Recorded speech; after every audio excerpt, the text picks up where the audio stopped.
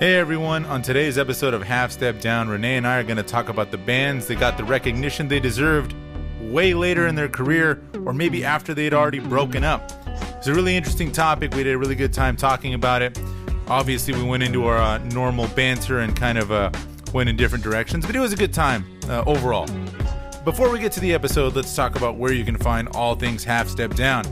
You can go to our website, halfstepdownpod.com. You're going to find everything you need there. Links to all our social medias. We're on Instagram and Twitter at halfstepdownpod. If you go into the description of this episode, you'll find our link tree, and there you're going to find everything you need to do. Everything you need to do, everything you need to find. Our website, socials, links to the podcast, whether you be on Apple or Spotify, whatever it may be. Anyway, it's late. I should have done this a long time ago, but it's been a busy weekend. Anyway, we hope you enjoyed this episode. We had a lot of fun making it. Half Step Down starts now. I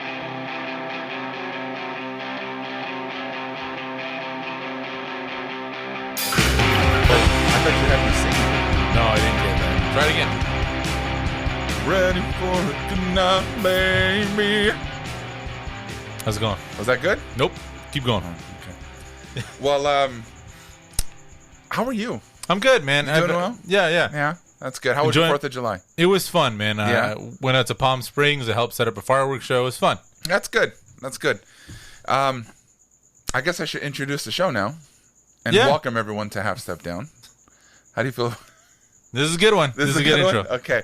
Welcome everyone to Half Step Down, where two aging punk rockers talk about punk rock, pop culture, punk culture, and pop rocks. We are your hosts, the original face of radio, Renee Grano, and the generic Jose Martinez. How are you today? I'm doing great, man. How you doing? I'm not too bad. I've already asked you twice. It's the second time I've asked you.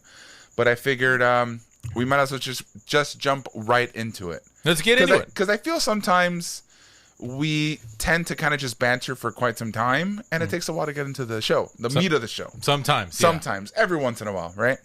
But this is a really interesting topic that we got today, and this is one that you chose, right? And it is bands that earn their clout after, would you say after they broke up, or would you say kind of just later on in their careers, right? Yeah, kind of a combination of both. Bands that got theirs later in their careers. Yeah. Jose, how did you, why did you decide to do, why did you pick this topic? Well, I brought this up because I recently saw the trailer to the new Edgar Wright movie. Mm-hmm. Edgar Wright, I think, is we both love him as a director. Yes. He did Shaun of the Dead, the whole Cornetto trilogy, Hot Fuzz, just a bunch of great movies, Baby Driver. He's a great director. And he recently, his new movie is a documentary about the Sparks Brothers. Sparks Brothers are the band Sparks. And I asked you, Renee, have you ever heard of Sparks? Never. Not once. Right? Neither had I. Yeah. Okay? Yeah. And in the trailer for the documentary, they've got Steve Jones from the Sex Pistols, Beck, Flea, Duran Duran, members of Depeche Mode, Weird Al, Patton Oswalt, all these people talking about how great this band is. Mm-hmm.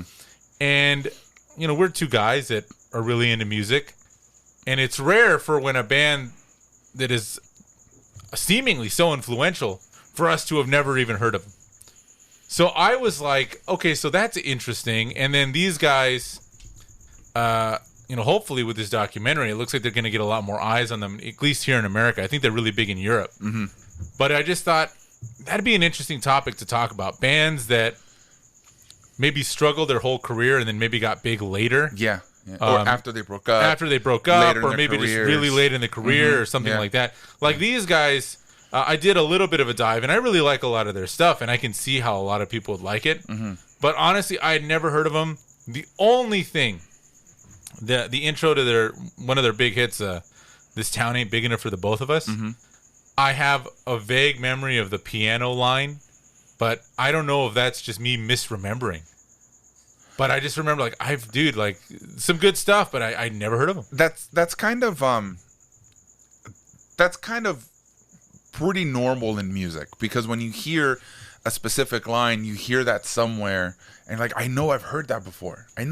So I wouldn't hold it past you actually thinking that you actually know it, but I'm sure you heard it somewhere in a a movie, right? But yeah, somewhere and there's only 12 yeah. notes, right? So yeah. what can you do? Yeah, exactly. Yeah. But what really threw me off was like Paul McCartney even once pretended to be one of these. These guys were huge. Yeah, I never heard of them. Yeah. It was really interesting. Yeah. So I thought this was kind of difficult, and the reason I think this is kind of difficult is because when we first mentioned this, I was like, okay, let's do it. I'm in, right? But after kind of thinking about it, and I was like, wow, this is kind of hard because as aging punk rockers, as we talked about at the top of the show, we've been musicians for over 20 years, right? But when you think of music or artists or bands or rappers or whatever it might be, right? Anything that we listen to, I don't think I ever go back and say, let me go back and see where they came from, sort of thing. I feel that music, well, maybe now music is so synonymous with it's so synonymous digitally that you hear everything that there is no reason for you to have to keep digging to find other stuff because everything's there, right? For example, like Logic, right? When you have all his mixtapes and stuff like that, you have all that stuff in one area. You're always gonna find it, and you never have to do deep dives into old music, B-sides, I guess you can say, right? So that's what I thought. It was just a tad bit difficult to think of bands that I listened to. I was like, well, I never really thought of it that way, right? We'll get into some of these bands like the Velvet Underground and like that's interesting. Captain Jazz and stuff, right? But it's I'm sorry, I didn't mean to cut you off, but it's an interesting idea. But once I started kind of deep diving, I was like, oh, there's a lot of these bands that it's happened to. You know, that's interesting that you say that because growing up, you know, once I got to college age, the internet was a staple in my house. Yeah, I had it in high school, but it was still, I want to say maybe junior year. I finally got like high speed internet. Were you on the Net Zero for a while? I was on Net Zero. I was doing that stuff. I was doing that too. But that was what CompuServe, AOL discs. Yeah, those were the best. But I mean, if someone picked up the phone, you lost connection, right? Yeah.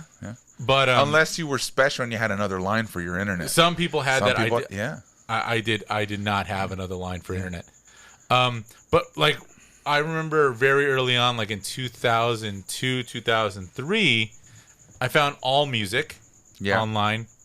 And my favorite part about that was you look up a band and it would say bands that influence them. Yeah. And that's how I found bands. So I would always do deep dives into the bands that my bands like. Sure.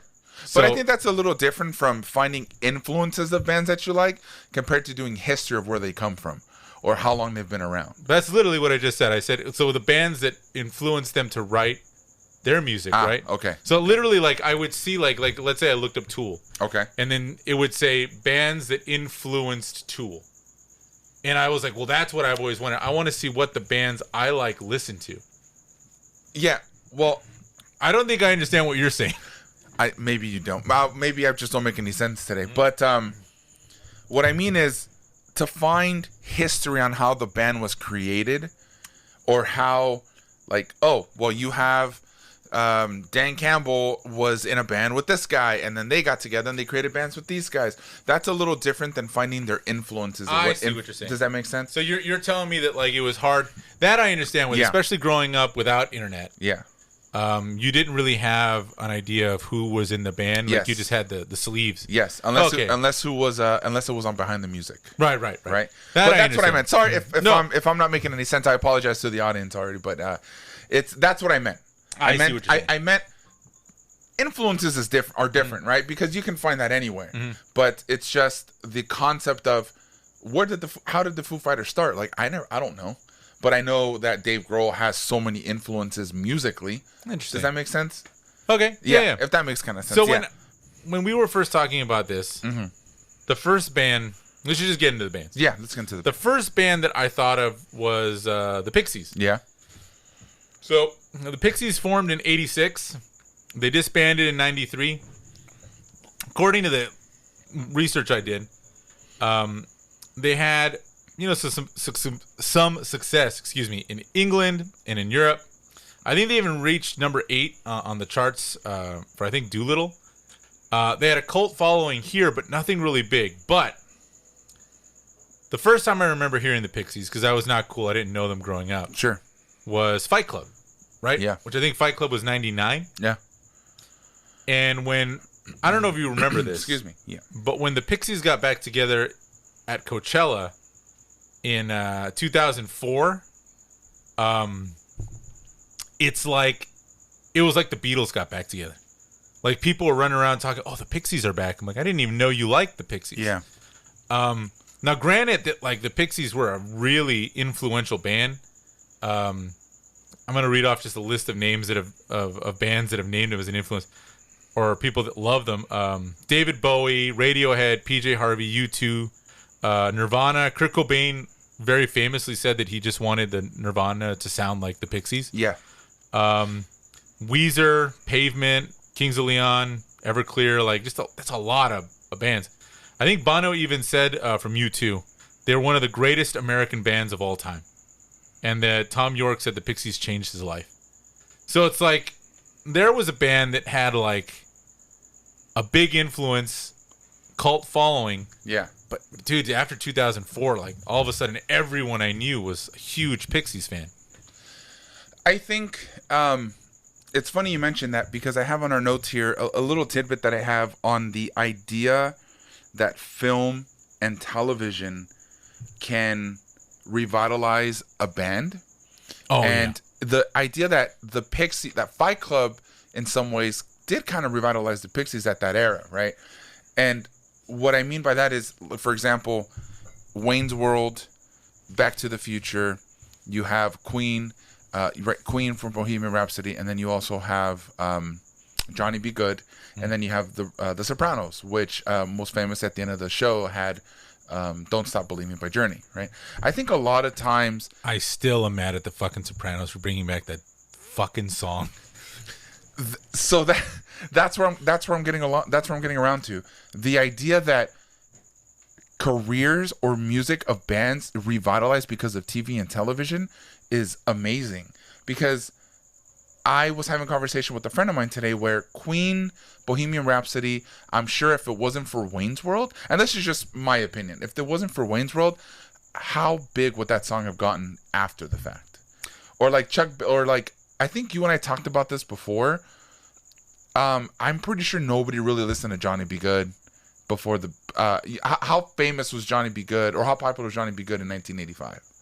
Yeah, until Back to the Future. I think in 1985, yeah, for sure, it would have been a thing where it's like, you know, maybe the bands you liked grew up with that. Yeah, but I don't think it would have, you know, come back into consciousness, right? Yes, yeah. But I mean, when you say this, thinking about it, I mean, fucking Rickrolling, right? Yeah. There's a fucking novelty song that got taken off because of a fucking meme, right? Yes. Like that would have been just forgotten to the 80s, right? Yeah. And now that guy's made a whole, you know, second coming of his career because of that shit. Yeah. Yeah, same thing with fucking Journey, right? Like you pick the right song for the right moment and it's back. And it's just, it doesn't stop. Or even it doesn't stop. What's your take on Don't Stop Believing by Journey? Dude, it's just the most annoying song to me. It's so overplayed and so like out of nowhere. It's like, dude, why did this song from the 80s suddenly come back? Yeah. I didn't watch The Sopranos. Me neither. So I didn't know that that's where it came from. But I remember like in the mid 2000s being like, why the fuck is this song suddenly all over the radio again? Mm-hmm. Why are all my friends singing this dumb? Like, why am I going to karaoke bars and people are getting fucking trashed? Singing Don't Stop Believing. Yeah. And my friends are like, dude, it's The Sopranos, man. It was the last episode where I'm like, oh, fuck. Yeah. And it's weird. I mean, that's just me. Like, it's an annoying song to me now because it's just been so overplayed. Mm-hmm. But it's just like, yeah, man, the most random thing can bring something back and it's back. Yeah. It was a couple months ago now. Like we talked about that Plastic Love, that Japanese song. They, for whatever reason, YouTube decided to recommend it to a bunch of people, and it just went big. And it went big, and now there's a whole like revival of that whole genre of music. Man, it's crazy. Yeah, it's always a good thing though, because when you have, for example, maybe Queen. I'm kind of overstepping there because Queen has always been a big band, but I'm pretty sure that Wayne's World has a big part to play in the fact that they revitalized, that the band was able to revitalize that music or their band for a while. I'm gonna say no. You're right. I think it's actually been talked about. I've seen documentaries and like specials about Wayne's World, and like Queen, where they talk about how had it not been for that movie, for that scene, that song might have just been kind of buried under Queen's other hits, like another one bites the dust, Radio Gaga, because the reality of Bohemian Rhapsody is it's a weird fucking song. It's like 7 minutes. It's operatic. It's just like the scene in the movie where it's like, this is not a radio hit. And, you know, like it's like, yes, it is. I don't remember the scene in the movie. I never saw Bohemian Rhapsody. I gotta see it. It's a good one. It's a good one. So that's definitely on my list. That's something I gotta check out. But yeah, man, like sometimes some random shit will just solve everything, man. It's crazy. Yeah, absolutely. We have a list of a couple of bands that you and I that we want to talk about, right? A list of bands. Why don't we just start off with the Ramones? Okay, so this is one that I think some people would take issue with, but I have some evidence for it. So the Ramones formed in 1974. Obviously, they're the band that's basically credited with inventing punk. They disbanded in 1996. Renee, where do you think the Ramones played their final show? CBGB in New York? No. Oh. But where do you think? If it's not CBGB, okay, can you give me a hint? It is in the U.S.? It's in the U.S. Okay. Joey Ramone's backyard. The Palace in Hollywood. Oh. Now the Avalon. So the reason I say that I have evidence for this is because despite inventing kind of punk rock. And this anti-authoritarian music. And this anti-corporate music, right? The Ramones didn't care about any of that shit. They wanted to be the Beatles. They wanted to be rock stars. They wanted to be full-on rock stars, and they felt like they deserved to be rock stars. So, so they started in the 70s. They kind of helped start this movement. They see a lot of their bands that they kind of, helped go on to success. They see like Blondie become big pop stars. They trudge through the 80s, right? The 80s, it's the new wave scene. Like, they have a cult following in the United States, right? Then they get to the 90s. The 90s, grunge is here. 94, punk is back. It's like a big thing, right? The pop punk scene becomes huge in 94, 95. Well, I mean, just punk in general, right? Punk in general, Punk in general. Like Green Day, pop punk, I think gets categorized as that later on. Because I don't think Green Day considered themselves a pop punk band. I don't think Rancid did. No. I don't think any of those first wave bands. I don't think they wanted to. When 94, it was that was not a thing. That's true. So it was just like the resurgence of punk rock. The resurgence of punk rock. And I remember if you watch, there's a documentary on the Ramones. They talk about how when punk finally broke in 94, that they thought, this is it. This is where we're going to finally get our due, because fucking Nirvana, Pearl Jam, Rancid, all these bands basically said the Ramones are our heroes. Right? And they played their last show at the Palace. In South America, they were playing soccer stadiums. But they would come home and play these little, like, nowhere clubs. And they just basically gave up because they're like, well, I don't think we're ever going to make it. Which is like, now, thinking about it now, if those members were still alive and they wanted to play a show today, they'd probably sell out an arena. Like an arena somewhere, right? Probably the Forum, maybe, right? Absolutely. Sell out the Forum. Hey, man, if Los Bookies can sell out SoFi, right? What is it, two, three nights? Then I'm sure the Ramones would be able to sell out an arena a couple nights in a row. Dude, and Los Bookies haven't been around for 25 years.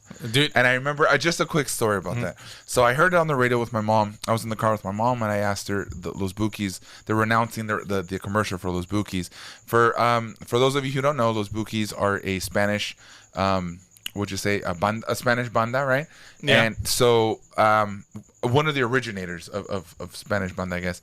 And I asked my mom, I said, they're like, oh, Los Bukis in SoFi Stadium in Los Angeles. I'm like, I asked my mom, can they really sell out a stadium? She's like, oh, absolutely. She goes, oh, absolutely.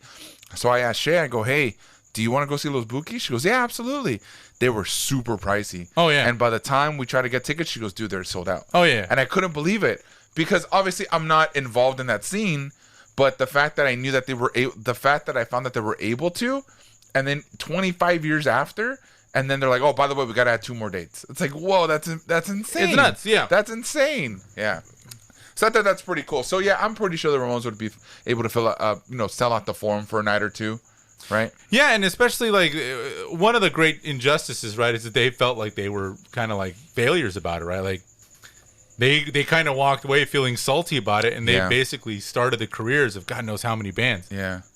Do you think, outside of being such an influence to other major rock bands or punk bands, do you think they deserve to be bigger rock stars based on the style of music that they played?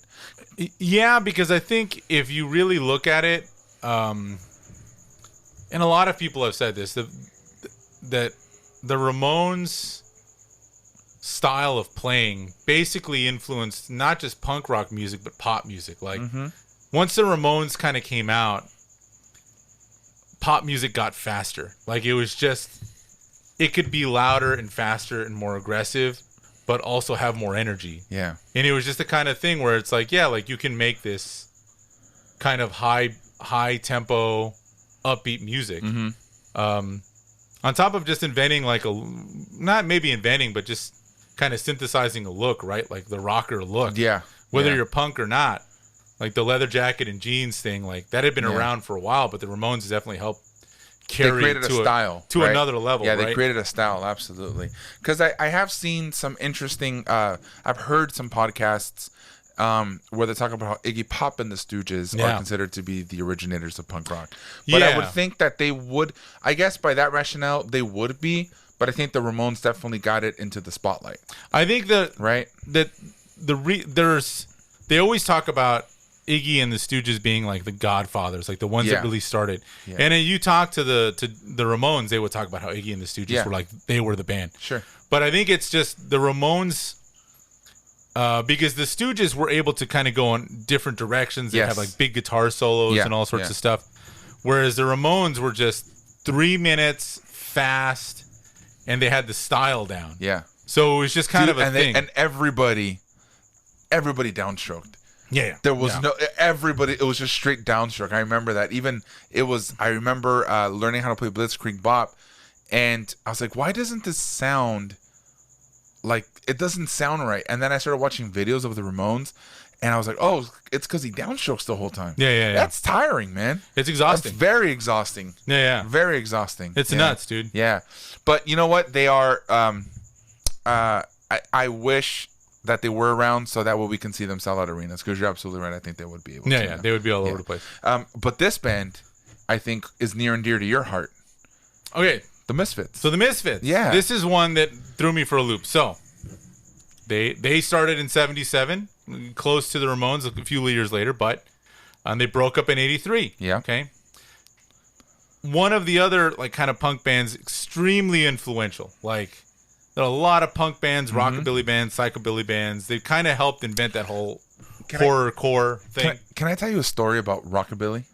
Is it going to be the rockabilla? Did I already say that on the show? You've said it twice. Oh, okay. Never mind. Go ahead. But go ahead again. You know, it is our show, so I'm going to say it again. Yeah. So we went to a bar, and this guy had asked me, I don't know how the conversation came about, but we started talking about music, right? And I told him that I was in a punk rock band. It's like, oh, what kind of music do you play? I was like, oh, I guess he was a promoter for venues in like the San Bernardino area, the Riverside County. And he says, dude, he goes, let me know. And I said, sure. I said, well, dude, I have a demo. I go, we play punk rock, pop punk. He goes, oh, are you talking about like more like rockabilla music? And I was like, no, it's not. And that's when I realized this guy's not really a promoter. He's a liar. There you go. Because I'm pretty sure a promoter would know the difference between punk rock and rockabilly and pop music. Probably. Right? Yeah. Yeah. I mean, maybe he's just promoting for that venue. I don't know. Oh, could be. I don't know. Yeah. But I think if you're a promoter, wouldn't you just know the difference? I don't know, man. Yeah. What was the venue you were trying to get? I don't remember. All right. Yeah. Go. All right, let's talk about the Misfits. So the Misfits, right? Really influential. Everything I've read about them says that they would have been more popular had Danzig not been such an asshole. And obviously, like the lyrical content. Very common tale. Yeah. Lyrical content was not always radio friendly. Yeah. But the melodies were basically just 50s doo-wop songs, but fast. Yeah. They went away in 83, came back in the late 90s, different lineup. People were mixed on it. I liked it, but people were mixed on it. When they reunited, however, this was a couple years ago. At Riot Fest. At Riot Fest. Yeah. It was like all of a sudden they're selling out Madison Square Garden, the Forum in Los Angeles. Did you see them at the Forum? I didn't, because the tickets were so goddamn expensive. And I'm like, dude, like, where were all these fans 10, 15 years ago? Isn't it so weird how we're used to spending $40 for a punk rock show? It is, yeah. $35, $30 at, I don't know, what do you got, the Avalon? Yeah. Or the Wiltern or the Palladium or the Chain Reaction. And then when one of our bands is playing at the Forum and it's $200, I'm like, wait, what? Yeah. Like, why am I gonna spend $200? Yeah. But it also takes away from like other bands that are like, I had a buddy of mine ask if I wanted to go see the Foo Fighters. Sure. And he's like, how much you trying to spend? I'm like, dude, my max on a concert is $150. Yeah. That's my max. Because I can see the Descendants for $50. Yeah. And they're like my favorite band. Yeah. So like it would be hard for me to pay $200, $300 to see a show where I'm going to be sitting in the back. Yeah. You know what I mean? It's just not going to be, you know, I I'd think rather go to a that's punk a very show. common tale in hip hop. Very common tale in hip hop. I'm sure it is. Yeah. I want to touch a little bit on the Foo Fighters. I had this conversation with our friend Jeff. Shout out to you, Jeff. And I had mentioned to him how I feel that the Foo Fighters are the last. I don't want to sound like an asshole, but I guess I'm gonna come off kind of like a jerk. But I hope I'm gonna explain. Right, the Foo Fighters to me are the last generic rock band. Okay. And by that I'm saying when you listen to other, I'm doing air quotes here, rock bands that are, for example, are on the world famous K-Rock, right? You have Muse. I don't know, Rise Against, right, which is more like a post-punk band. Muse is not a rock band, right? What would you like? Muse is like an alternative band, right? Or like Weezer's an alternative band. I think when you think generic rock, you think of Foo Fighters. Like I've seen them on YouTube, like when they do live shows and stuff, and to me, I'm like, that just looks like a rock band.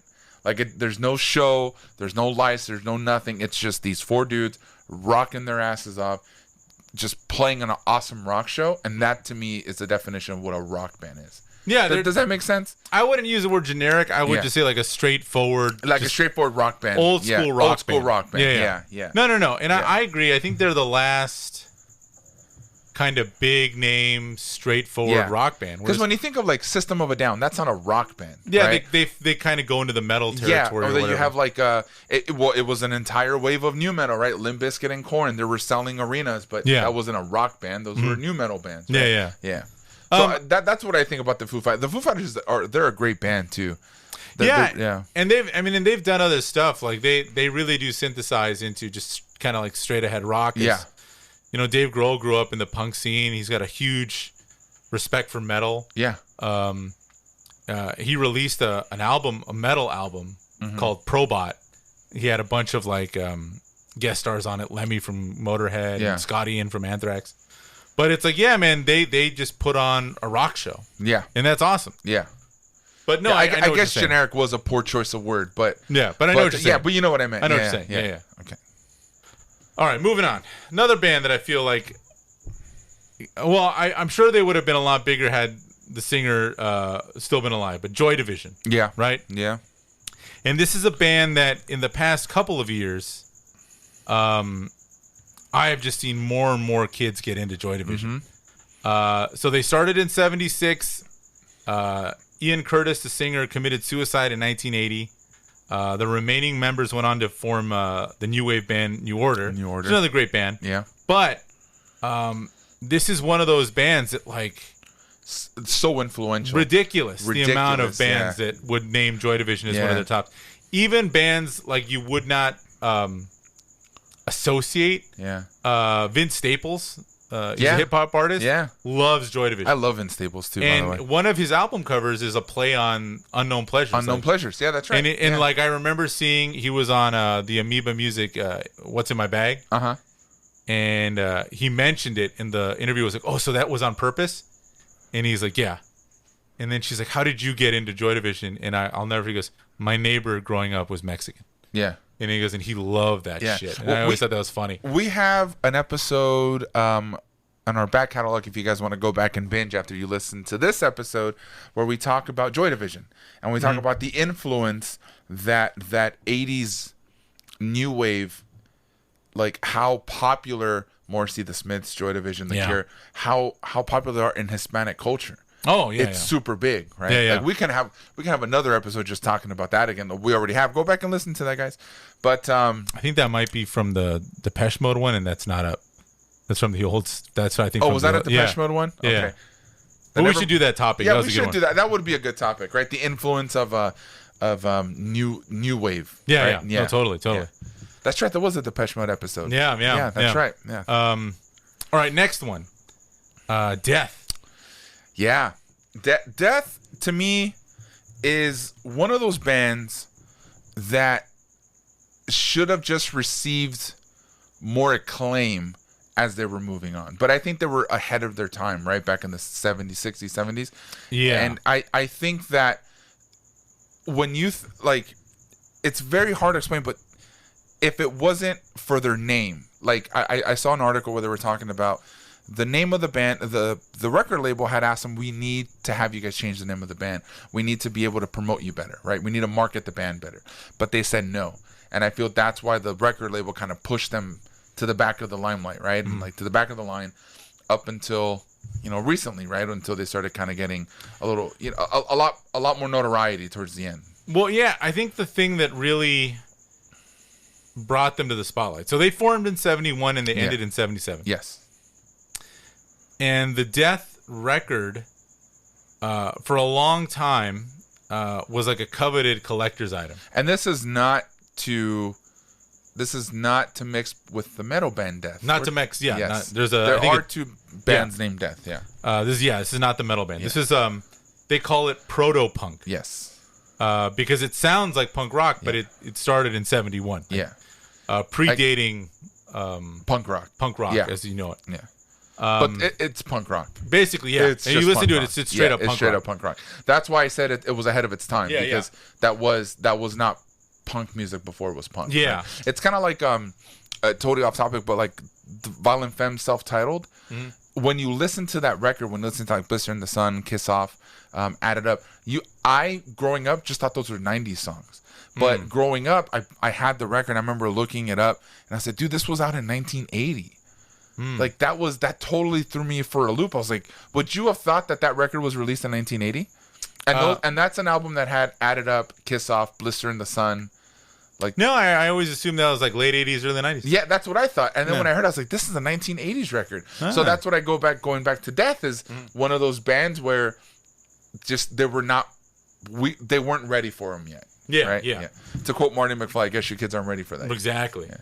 Yeah. But they didn't really get their due until 2012. Yeah. That documentary came out. Yeah, the documentary. Yeah. And on that documentary, had a bunch of like Henry Rollins and Jello Biafra talking about like, oh yeah, this record, like people would try to get their hands on it because it was like super rare. Yeah. But yeah, now all of a sudden they're like a thing again. Yeah. Well, it was like I said in the article that I read, it's because the record label just did not want to do anything with them. They're like, we can't.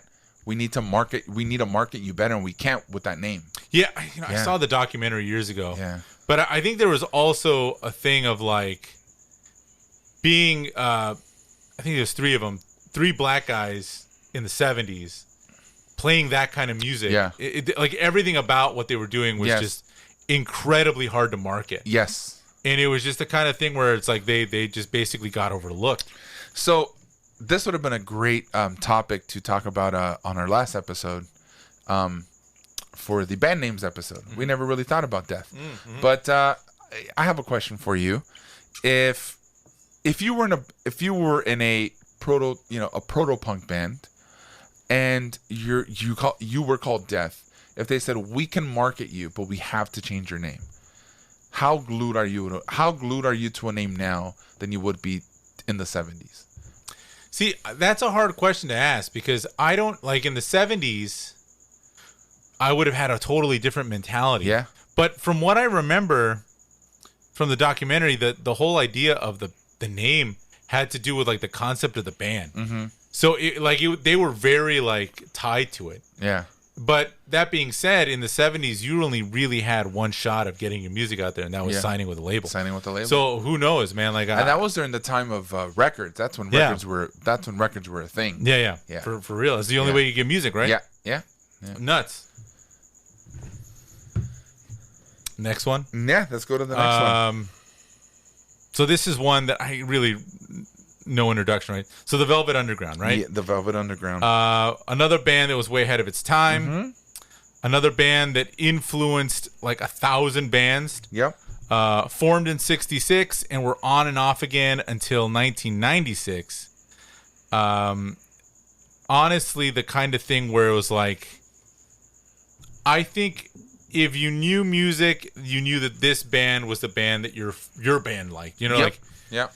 But recently, I want to say the last 10 years, they really have come into their own in terms of like all sorts of people liking them.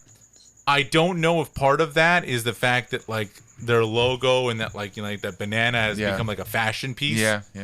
But it feels like a lot more people talk about them now than I ever remember 5 or 10, 20 years ago. 20 years. Yeah. Interesting note is White Lights, White Heat. Mm-hmm. Their second release was famously on the Billboard charts for only 2 weeks, and then it just completely fell off. It's crazy, man. Yeah, it's crazy to have a record in the Billboard Top 100 for only 2 weeks is pretty insane. Mm-hmm. Because nobody understood who the Velvet Underground was at that time.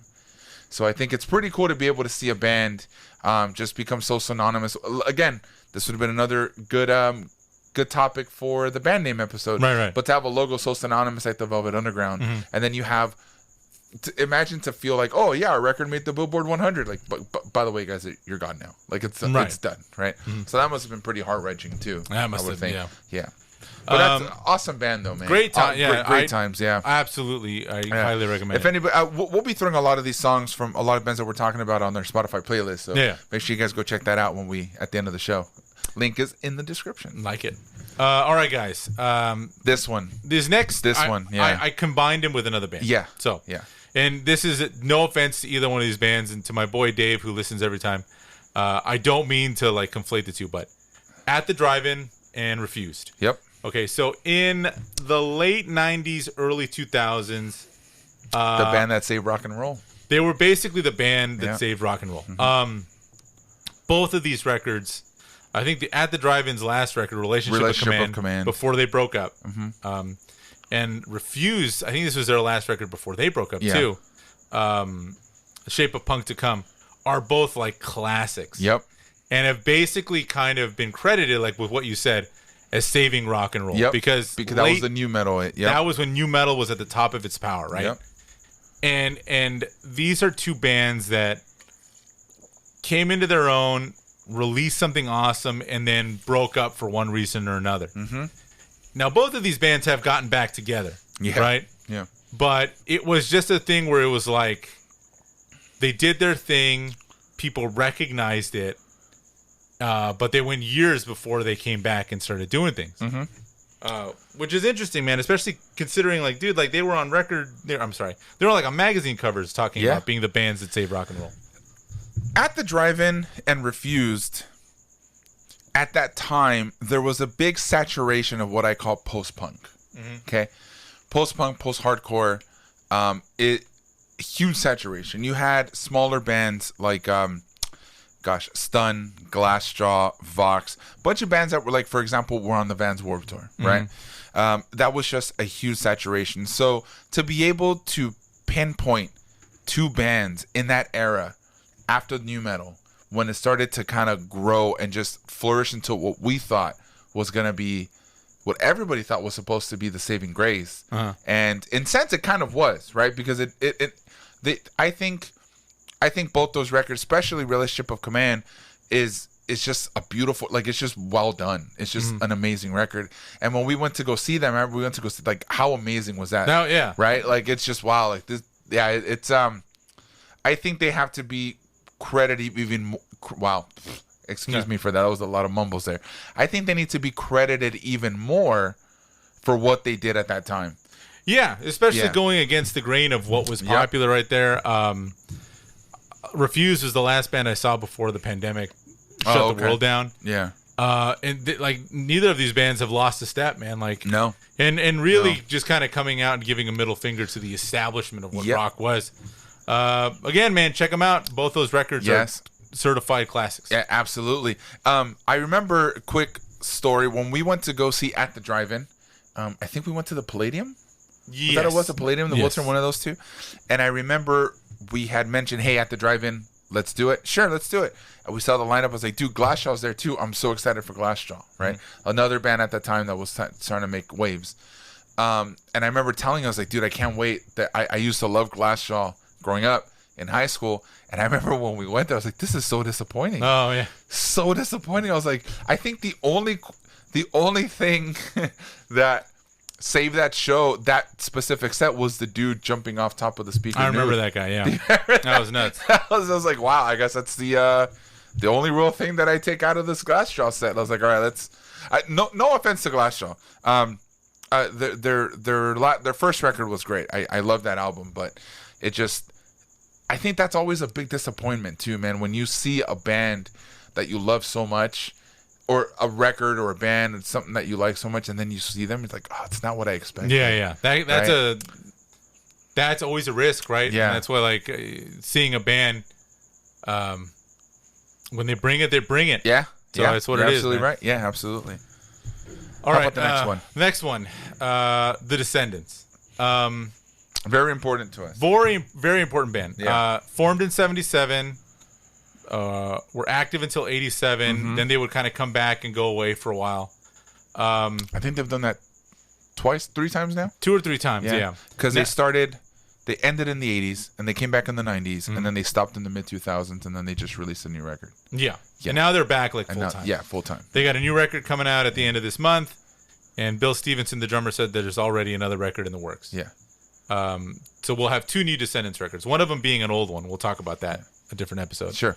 But another band that I think had a lot of respect within the punk community, but then all the bands, the pop punk bands that you were really into, all of them kind of, I want to say it was like 2010s, where I think all of the bands that you grew up listening to, like your Newfound Glories and like Blink-182s, sure, they all kind of came to the consensus like, hey, we all love the Descendants. Yeah. And when you talk to all these bands, like, oh yeah, the Descendants was the band that got me. Yeah.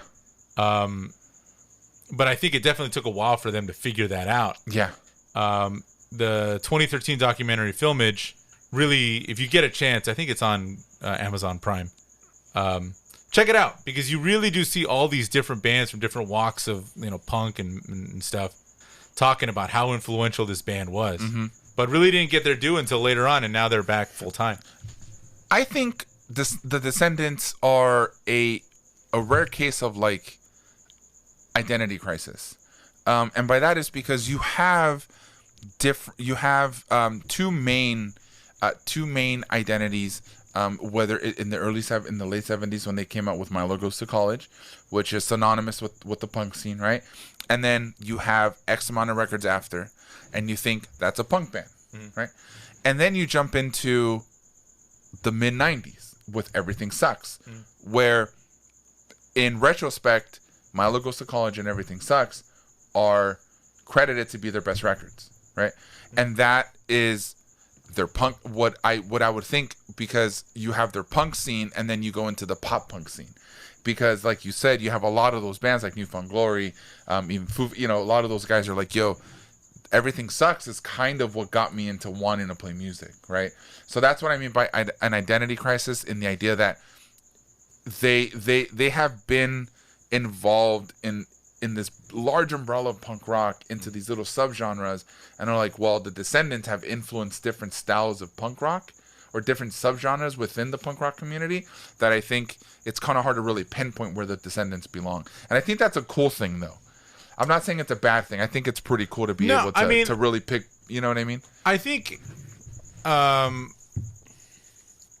Milo Goes to College has always been like the one that everyone goes to. Sure. Because that record in particular, I think really set the standard for a punk record that wasn't about like politics. Yeah. Or, you know what I mean? Yeah.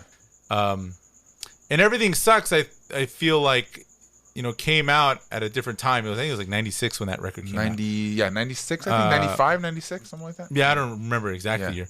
But I guess I kind of understand where you're coming from, but I always just felt like they were a band that did their thing. Yeah. They consider themselves like a punk band. Yeah, sure. Because they came out of that scene. Yeah. I think that pop punk kids just kind of globbed onto them, because it's like, all of my bands love this band. Like, all the bands I liked grew up listening to this band. Mm-hmm. Although, I mean, like, and when you go to a Descendants show, you mostly see older punk rockers. You see some younger kids there, but it's a weird thing, right? It's like the Descendants still had that edge that didn't make them full on pop punk. Yeah. But I understand what you're saying. Yeah. Yeah. But I think to them, they were just doing what they thought. Yeah. Because they also had All, right? Sure. And All was a different thing, but yeah. All is just basically the Descendants without Milo, right? Yeah. And a lot of the songwriting and stuff is still there. But Mm-hmm. it's interesting. They're definitely a band that, check them out and look them up. Great band. One band that I kind of wanted to touch base on was a band called Captain Jazz. You ever heard of Captain Jazz? No. So Captain Jazz is a band that was in the 90s, and they, in my opinion, was what emo was supposed to be. Okay. Did not get any recognition until later on, within the around the early 2000s. Oh, I'm sorry, late 2010s. I get so confused when it comes to decades now. Yeah, it's hard. Because it's so easy to go 20s, 30s, 40s, 50s, 60s, right? Mm-hmm. But then you got to mix into 2000s, 2010s, right? Yeah. Sorry. So, band in the 90s, started getting their notoriety within emo music in the mid 2000s and on. And Captain Jazz was always one of those bands that I knew of. Never really got it until I started getting involved in what emo was, right? And I wish that emo music stuck to what Captain Jazz is. Captain Jazz is an awesome band. If anybody has, I'm gonna put some of their stuff on the Spotify playlist, but that's an awesome band. That's an awesome band that I think needed more notoriety, but they ended up breaking up in the late 90s, and I think after they broke up is when they kind of started feeling getting more of the notoriety was after. So that's definitely one that I really enjoy. So if you guys want to, Captain Jazz is definitely one of those bands that I really like, and I just love saying Captain Jazz. All right. Yeah. I'll have to check them out. Yeah, definitely. Jose, this is a good one, dude. I enjoyed it. This is good. Fun. Yeah, this is fun. It's fun because we're able to talk about bands that we enjoy. We get to tell people, go listen to these bands. What more do we want? At the core, Half Step Down is a music podcast. And that's what it is. Right? Yeah. This is when we go into the final segment of the show. Let's do it. Which is called The Wind Down, where we talk about articles or headlines, more specifically nerd headlines that we want to talk about. Yeah. So how's about we go into one that I really want to talk about? Okay, so this is one that's very exciting. Very exciting. I think you've been waiting for this your whole life. I'm waiting for that in the Funkos. So even though I don't care for Funkos. There was a fan designed Lego set of the Seinfeld TV set. Yep. And the stage. And the stage, yeah. It is going to be released officially through Lego on August 1st. I can't wait. Lego has been really cool about taking fan designs and making them like official Yeah. kind of Legos. The Voltron Lego was really cool, and that was originally a fan design. Yeah, I think Friends, they've done it twice They've now, done too. Friends, yeah. Twice, I think, yeah. Where they're really starting to embrace the, like... they've always had a thing for collectors. Like, they'll have those collector sets. But this one's going to be $80. So it's not like their collector set of the Millennium Falcon's like $800. Yeah. This is like attainable. Yeah. And it looks cool. And I'm just kind of like, all right. Are you going to pick one up? I am. Maybe. I don't have a ton of room for Legos me neither, anymore. but I got to make room for that. But yeah, this is, I know, one that you will for sure. Yes, I have to make room for this one. It's cool, man. Yeah. I enjoy it. I'm kind of disappointed that they didn't put the Monk's Coffee Shop. Okay. That's one that I'm waiting for. That should be fun. But I haven't played with Legos in quite. I'm not a Lego collector, but something has finally popped up. I'm like, yeah, sign me up. I'm in. Dude, no. Yeah, I'm in. Dude, I can't wait, man. It's gonna be a good one. All right, what's the next story we're gonna talk about? Do we want to talk about Fred Durst's isolated vocals? Okay, so we have a app that you and I use that we put articles in, right? Things that we want to talk about throughout the week on the show. Right. I was scrolling. We were both scrolling. We're gonna give a little insider look, right, at the Half Step Down podcast. Jose and I, before we record, we tend to kind of scroll through our app and say, okay, I like this. Let's talk about these. And there was the Fred Durst just vocals of the song Faith. And as soon as I saw it, I was like, Jose, we got to listen to this. Yep. So we listened to it before we started. And we heard about a minute? About a minute. And I said, yeah, that's what Fred Durst is. I mean, anytime you have an isolated vocal, it's one of those things that it can be hit or miss. Yeah. This was magic, though. Yeah.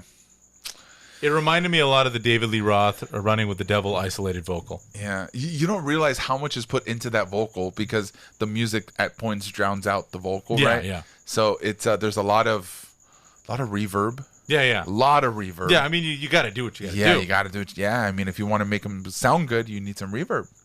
That's all you ever really need on vocals. Do you remember $3 Bill, y'all? Was not an album that people enjoyed. Well, I don't know. I shouldn't say that. Just not an album I remember. Dude, Significant Other was like was like the hit, right? That record, the one with Nookie and Break Stuff. That was, I think, the one where they were all over MTV. Yeah. But yeah, man, that was a moment in time. Fred Durst and Limp Bizkit was a moment in time. Were you a Limp Bizkit fan? I was a big Korn fan in like 99, like 98, 99. Yeah. And I remember seeing Limp Bizkit on the Family Values tour. Sure.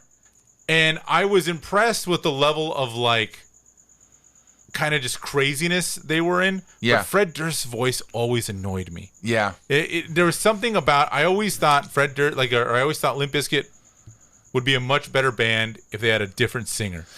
But there was something so annoying about Fred Durst. Not just his vocals, but his whole like style. Yeah.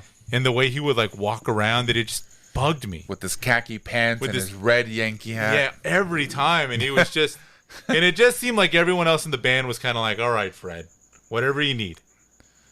Do you think he did it all for the Nookie? I think he did. I caught you mid-yawn. Got me mid-yawn. I caught you. I think he did it all for the Nookie. I think he did. Yeah.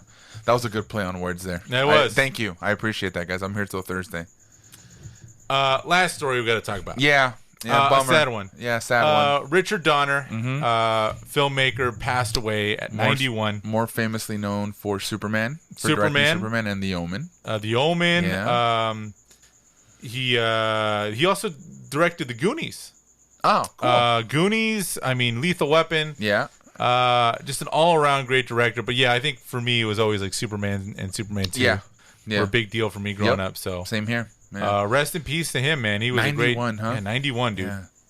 Crazy. Did you know, scientifically speaking, the first person to live to be 150 years is already born? I heard something like that. Yeah. Do you think we're gonna make it? I don't think so. Yeah. I don't take care of myself very well. As well as we can. As well as we can. Yeah, right? As well as we can. We try to do. Yeah, we try. Jose, where can people find us on the interwebs? If you want to find us, you got to go to halfstepdownpod.com. It is your one-stop shop for all things Half Step Down. If you are on Instagram or Twitter, follow us at halfstepdownpod. We're doing a better job at that. We are doing a much better job of that. I am proud of us. Yes. Check out the Instagram stories for previews of our playlists and previews of our episodes. If you're on Facebook, go to facebook.com/halfstepdownpod. Remember, you can find us on YouTube. Just search up Half Step Down Pod in the search bar. If we get to 100 subscribers, we can have a custom URL and be a lot easier to find us. Yeah. Check out the Spotify playlist. The link is in the description. And if you like what you hear, please rate and review us on Apple Podcasts, wherever you get your podcasts, and help spread the word using hashtag HalfStepDownPod. And then coming in the fall again, Half Step Down Radio on titanradio.org. And if it makes it easier for anybody, our link trees are on our bio. Click on our bios. You can ask, business inquiries. You can find us all there. We have the link for our Spotify, our Apple Podcasts, YouTube, business inquiries. I think we have a lot of stuff on that link tree. So it's on our personal accounts if you guys want to find us there, and it's also on our Half Step Down account. All right. You know what I realized? I think we need to put a little more effort on the Facebook. Facebook's not getting any love. Everything I've shared on Instagram goes to Facebook. I might have to do that for Twitter. Maybe that'll work. Do that. Yeah. Jose, this was a fun one, man. Thank you so much for being here. This is a good one. We're here.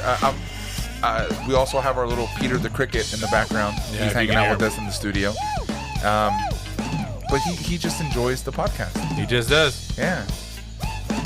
That was terrible. See you guys later.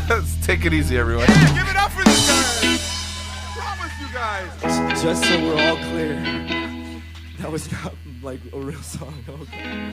Made that up.